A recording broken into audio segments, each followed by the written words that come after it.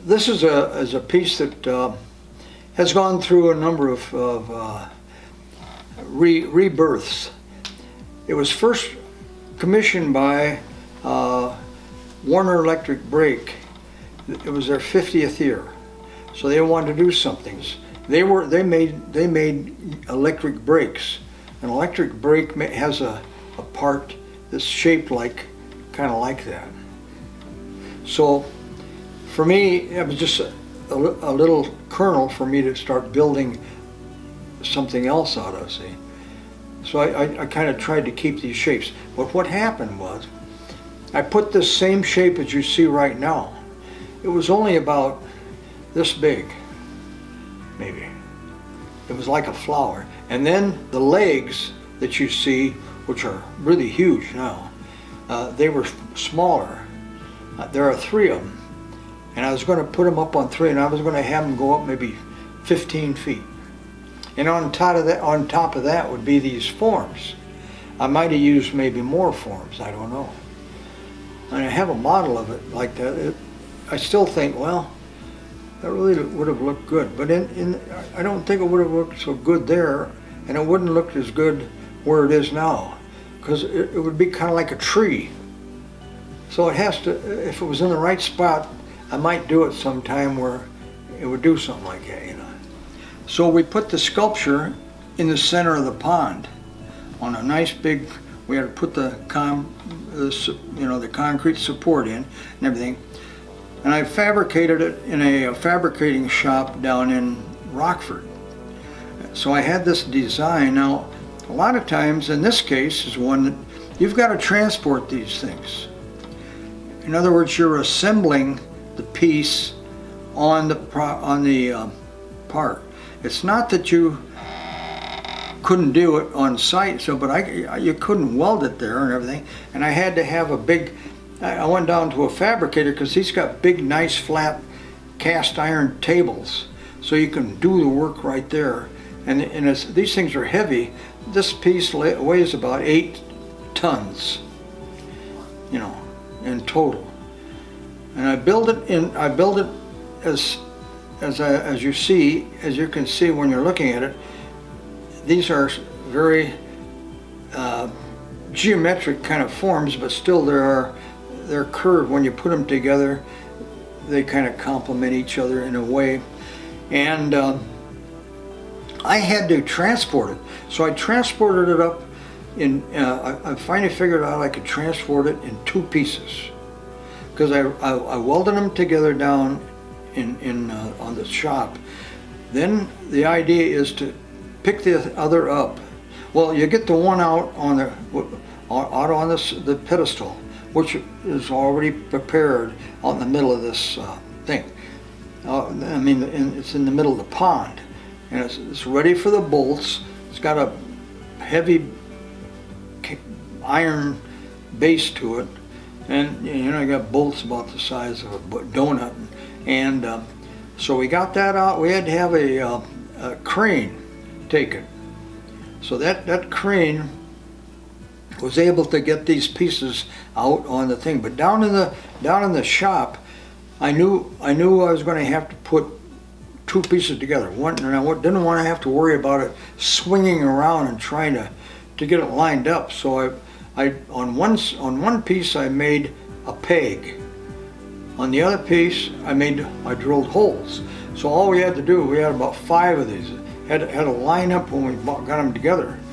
I had 2 cranes. So you had one holding the piece, and it went out and we put it together. And then there's another one that had a platform, and I had a welding machine on there, portable welder, and a guy on there, and he had to go around and weld that piece all the way around and put it together, so it's one piece now. I built a nice kind of fountain. Went around the base of this, and it had just a light kind of like, you know, worked very well to begin with. It was just light squirts that come up. You've seen fountains like it. So it made it kind of a lacy base for this big piece. So, and the interesting thing is it's been moved since then. It's called Celebration because it was the 50th anniversary of Warner Brake. And Celebration was just sitting there. Well, Beloit at the meantime, and they're developing the riverfront up here in Beloit in Wisconsin. So we arranged for that piece of sculpture to be given to the city by the company that had it before. When I moved that originally, it was in 2 pieces. Now I'm going to move it as one. Now you don't only have to worry about the weight, it has to do with the width. So you can go down the road, you got to be able to get through under any underpass. You got to get under any wires or something, or else you have to pay to have people go along, cut the wires and put them together. So I got a crane. This thing could, I tell you, it could lift anything. This is 8 to 9 tons. And it just sat there and lifted the whole thing. Then we had to get it onto a flatbed that also can handle this weight. And now it's on its side and it's hanging over. So you have to figure out, luckily we were on a 4-lane highway, but you still had to get into the city and down by the Riverside Park. And we had prepared a whole new site for the sculpture here. And actually it works so much better here than it did down. It was, you could see it from I figured out all the angles that you could see this piece when it was down sitting in the water on the pond.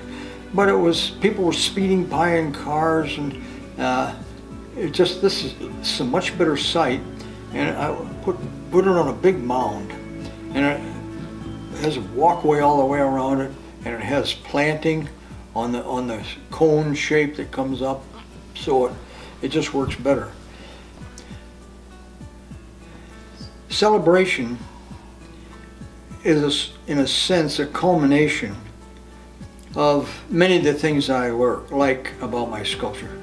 It's solid, and yet it has a power to it that says celebration.